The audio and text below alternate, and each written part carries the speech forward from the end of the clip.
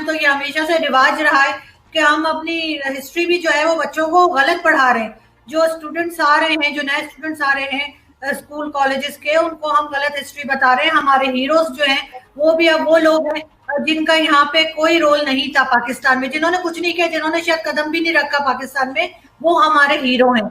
और जो हमारे हीरो हैं हम उनका नाम ही नहीं लेते, चाहे वो डॉक्टर अब्दुल सलाम हो या कोई हो, यहूद भाई हो, हम उनका नाम भी नहीं लेते। तो इसी तरह से बेसिकली हम बच्चों का ब्रेन वॉश करना चाह रहे हैं और उसमें उनको रोकना चाह रहे हैं। पाकिस्तान में बहुत से लोग ऐसे भी रहते हैं जो नॉन मुस्लिम है। अगर इनको हर जगह यही कहना है कि कुरान पढ़ाया जाए, तो जो नॉन मुस्लिम है उनके लिए भी एक हिसाब होना चाहिए कि वो अपने मजहब की किताब पढ़ेंगे। अगर कोई क्रिश्चियन है उसको स्कूल कॉलेज में बाइबल पढ़े, बाइबल का एग्जाम दे। अगर कोई हिंदू है तो वो गीता पढ़े, उसके एग्जाम्स दे। सिर्फ हर एक को पकड़ पकड़ के आप जबरदस्ती का मुसलमान अपने हिसाब से बना रहे हैं। आपके सामने तो शिया भी नॉन मुस्लिम है, शिया के ऊपर भी आप जो है वो कह देते हैं कि नहीं, वो उसका इस्लाम से कोई लेना देना नहीं है। तो इस तरह की चीजें लाके लोगों को रोकना, बच्चों को गलत हिस्ट्री पढ़ाना, गलत तरीके से मजहब पर सिखाना, ये तो हमारे हमेशा से रिवाज रहा है। हम जगहों के नाम बदल देते हैं और ऐसे ऐसे नाम, जैसे लाइलपुर, फैसलाबाद उसका नाम रख दिया है। मुझे बताएं शाह फैसल कब गया था लाइलपुर, कब उसने वहां पे जाके कदम रखा था, कब चाय पी थी, कब पकौड़े खाए थे, मुझे तो पता नहीं। अगर किसी को पता है तो मुझे बता दे। हमारे यहाँ तो सऊदी अरब की, हम ऐसे जैसे सऊदी अरब हमारा माई बाप लगता है, हर चीज में हम सऊदी अरब को फॉलो करेंगे, चाहे वो कुछ भी कर रहा हो। वो अमेरिका जो कहता है सऊदी अरब वही करता है। ये चीज हमें समझ में नहीं आती। लेकिन हाँ, भारत हमारा दुश्मन है, जो हमारी जबान समझता है, हम जिसके जैसे कपड़े पहनते हैं, जिसके जैसे दिखते हैं, जिसके जैसे बोलते हैं, जिसके जैसे खाने खाते हैं, वो हमारा दुश्मन है। वैसे दुश्मन तो है, ये तो आप ये करें, समझ नहीं आती। दुश्मन तो है, इसमें तो कोई शक नहीं है। नहीं नहीं चीमा साहब, उनकी पॉलिसीज से आप इख्तिलाफ कर सकते हैं, आप उसे दुश्मन नहीं कह सकते, क्योंकि पॉलिसीज हमारी भी ऐसी हैं जो बहुत सी कंट्रीज को पसंद नहीं है। हम ऐसे ही तो FATF में नहीं गए हुए ना, हमें कोई हार पहना के हमने कोई अच्छा काम तो नहीं किया था जो हमें FATF में डाला गया है। हमारी पॉलिसीज के ऊपर भी हमें देखना चाहिए। जब तक हम अपनी गलतियां नहीं निकालेंगे नहीं सही होगा कुछ। हाँ, चाइना हमारा दोस्त है, चाहे वो हमें 200 जूते मारे, हम कुछ नहीं बोलेंगे, लेकिन कोई भी परफेक्ट नहीं है, ना भारत परफेक्ट है, ना चाइना और ना हम। सिर्फ हमें एक दूसरे को बर्दाश्त करना सीखना होगा। और जहां तक ये मजहब की बात लेके बार बार आ रहे हैं, ये इसको क्या बनाना चाह रहे हैं, ये यहाँ पे कोई ईरान की टाइप का या सऊदी अरब की तरह के कोई रिवाज लाना चाह रहे हैं कि औरतें ड्राइव ना करें, औरतें बाहर ना निकलें। वो जो एक जन्नत का तस्वुर है ना कि 70 हूरें मिलेंगी, बस उसमें ही रहते हैं मुसलमान और उनको बस वही चाहिए। बाकी जो है वो कहीं आगे नहीं बढ़ते। यूरोपियंस हमसे इसीलिए आगे निकल गए कि उन्होंने पढ़ाई की है, मजहब के साथ नहीं चले हैं वो इतना ज्यादा। ठीक है, खुदा सबका एक है। अगर हम मुसलमान हैं और हम यकीन करते हैं कि खुदा एक है, तो हमारा खुदा और बाकियों का खुदा अलग कैसे हो सकता है? हाँ, उसको मानने के तरीके जरूर अलग हो सकते हैं। तो हम अगर खुदा को जो है उसकी कई बातों को माने और पढ़ाई पे तवज्जो दें और इस तरह की बेकार की बातें जो किसी जमाने में कहीं कुरान तक में नहीं लिखी हुई उसको ना करें। और खासतौर पे जो पार्लियामेंटेरियन हमारे हैं, पता नहीं कहाँ से छांट के अल्लाह ने हमें दिए, इंतहा के जाहिल और जो ने वोट देते हैं, कोई वोट नहीं देता चीमा साहब। ये लोगों के ID कार्ड रख लेते हैं ये वडेरे, और जो यहाँ पे गाँव में, मैं आपको बता रही हूँ, आप ना माने, उनको वोट देने का हक तक नहीं है। वो जहाँ पे बताएंगे जी ये बेड पे लगा देना, बॉल पे लगा देना, छतरी पे लगा दो, बेचारे जाके लगा देते। उनको क्या पता क्या लिखा हुआ है। मैं आरजू एक सेकंड मैं इस पे आपसे इख्तिलाफ करूंगा 2-3 चीजों से। पहली बात तो ये है कि अगर ये मैं कह दूं कि 222 मिलियन या 220 मिलियन लोगों में से अगर लेट्स से 130 मिलियन, जो तकरीबन मैं कितने कहूंगा 1.25 करोड़ वोट PMLN को मिले हैं, 1.25 करोड़ PTI को मिले हैं, तो वो सब ने इसी तरह लोगों के ID कार्ड ले लिए, तो ये थोड़ा जनरलाइज कर देना मेरा ख्याल है गलत होगा। हाँ, कहीं कहीं पॉकेट्स में ऐसे होता होगा और मैं इसमें ये डिनाई नहीं करता, लेकिन एक जनरल में ऐसे नहीं होता।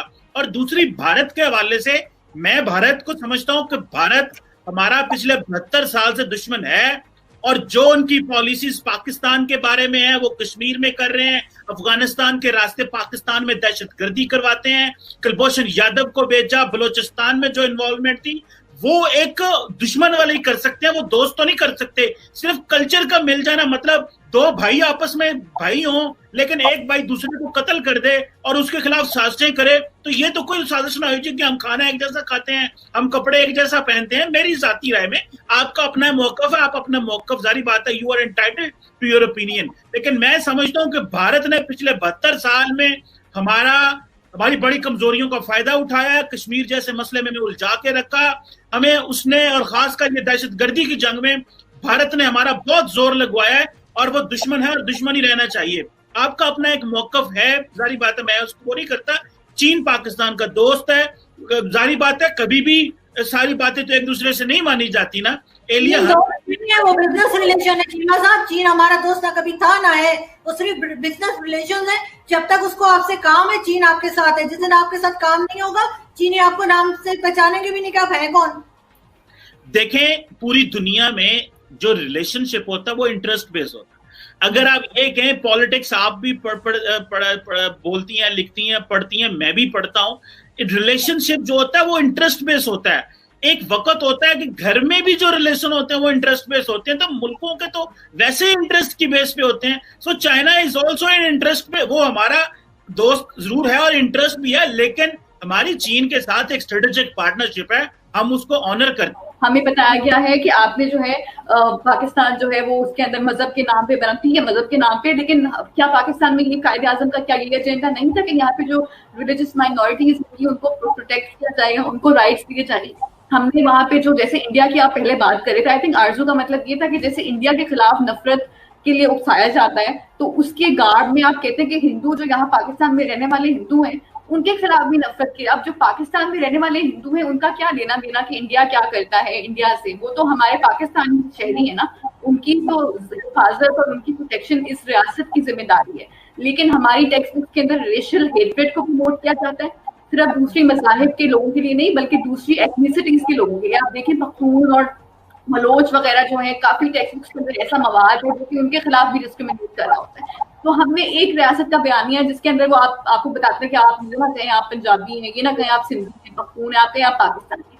भाई क्यों ना कहें, हम पाकिस्तान के भी हो सकते हैं, हम अपनी एथनिसिटी को भी सेलिब्रेट कर सकते हैं। अगर आपकी रियासत का बयानिया इतना कमजोर है कि अगर कोई अपनी एथनिसिटी को सेलिब्रेट करता है, अपनी सिंधी होने को, अपने बलोच होने को सेलिब्रेट करता है, उससे आपकी रियासत खतरे में पड़ जाती है। तो इसका मतलब है कि आपकी रियासत का बयानिया इतना कमजोर है और वो उसके साथ कोई प्रॉब्लम है ना, वो फिर ये। तो मेरे ख्याल से अब ये वक्त आ गया है कि प्रोग्रेसिव लोग जो हैं उनको इन बातों पर आवाज इसके खिलाफ उठानी चाहिए ना। ये मतलब ये एक ऐसी बात नहीं है। अगर आप हमारे जो जैसे ये बिल पास हुआ, ये बिल भी एक इसी सिलसिले की कड़ी है कि आप जो इंतहा पसंद तबका है उसको आप खुश करना चाहते हैं। आप चाहते हैं कि इंतहा पसंद जो लोग हैं वो आपको कहेंगे कि आप सही सियासतदान है और फिर आपको इलेक्शंस में आपके लिए वोट करें। सो ये पॉलिटिकल भी है और वो भी है, लेकिन इसके कॉन्सिक्वेंसेस जो है वो रियल लाइफ होते हैं। वो ये होते हैं कि लोगों की जानें चली जाती हैं अक्सर। आप मतलब टीवी के ऊपर बैठ के अहमदीज के खिलाफ अगर वायलेंस इंसाइट करेंगे तो क्या कुछ नहीं होगा, उससे फिर उनकी असल जिंदगी के अंदर वहां पे कत्ल होंगे अहमदी के। और ऐसे बहुत सारे वाकयात हो चुके हैं कि उनकी अहमदीज को तो खैर मतलब कोई भी किसी किस्म की प्रोटेक्शन नहीं है ना, वो तो मरने के बाद भी प्रोटेक्टेड नहीं होते, वो तो उनकी कब्रों को जाके कब्रों की बेहरमती करते हैं। अब मुझे पता है कौन से चैनल्स हैं जो इसके खिलाफ आवाज उठाते हैं। हमने कोई पॉलिटिशियन भी उसको कंडेम नहीं करेगा, वो नाम नहीं, हमें इजाजत नहीं है कि हम कह सकें अहमदीज को, तो जो करता है उसको फिर मार दिया जाता है, उससे ब्लास्ट। तो ये एक सिस्टमेटिक तरीके से ये एक हो रहा है एक्सट्रीमिज्म को करना है। और ये पंजाब असेंबली का जो बिल है ना, ये उनको बेसिकली एक्सट्रीमिस्ट को प्रोटेक्टिव तहफ़्फ़ुज़ इस्लाम के बजाय इसका नाम तहफ़्फ़ुज़ इंतहा पसंद होना चाहिए इस बिल का। स्टेटिस्टिक्स देखें तो वो बहुत अलार्मिंग है कि माइनॉरिटी राइट्स के बारे में कि उनको कौन से सिंध के अंदर फोर्स कन्वर्जन्स होती हैं। हमें हर हफ्ते कोई ना कोई केस सुनने को मिलता है, वो मेन स्ट्रीम मीडिया पे नहीं आता ना, क्योंकि वो मेन स्ट्रीम मीडिया को रेटिंग नहीं मिलती उससे, वो उनके लिए इंपॉर्टेंट इशू नहीं है। लेकिन just because it is not being shown on the TV doesn't mean it isn't happening.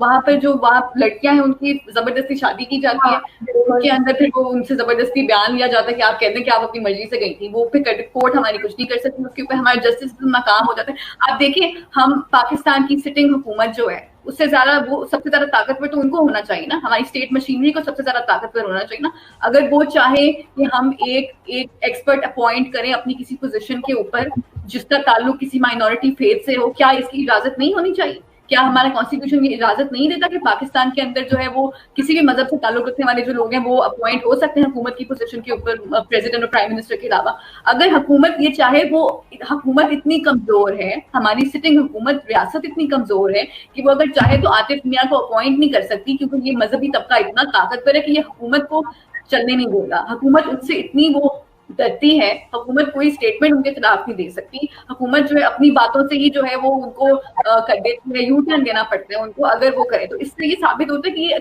जो तबका एक्सट्रीमिस्ट तबका ये कितना स्ट्रांग है। और ये इनके व्यूज तो आपको पता नहीं है, आपको पता नहीं कि खादिम रिजवी किस तरह की बातें क्रिश्चियन कम्युनिटी के खिलाफ उसने किया जब आसिया बीबी के वर्डिक्ट के खिलाफ प्रोटेस्ट हो रहे थे। वो कह रहा था कि ये इनको इजाजत नहीं होनी चाहिए पाकिस्तान में रहने की। मेरे शो में चीमा साहब, मेरे अपने यूट्यूब चैनल के शो में जो आए थे हिंदू कम्युनिटी के पिंडी से, पिशावर से, उन्होंने अपना नाम हारून रखा हुआ है। मैंने उनसे कहा आपका नाम हारून क्यों है?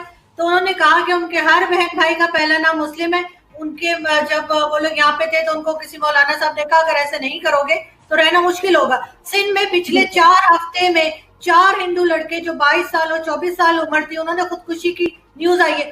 क्यों वहां पे लड़के खुदकुशी कर रहे हैं या मारा जा रहा है, कोई चेक नहीं कर रहा। हाँ, अगर मुस्लिम होते तो जरूर चेक किया जाता।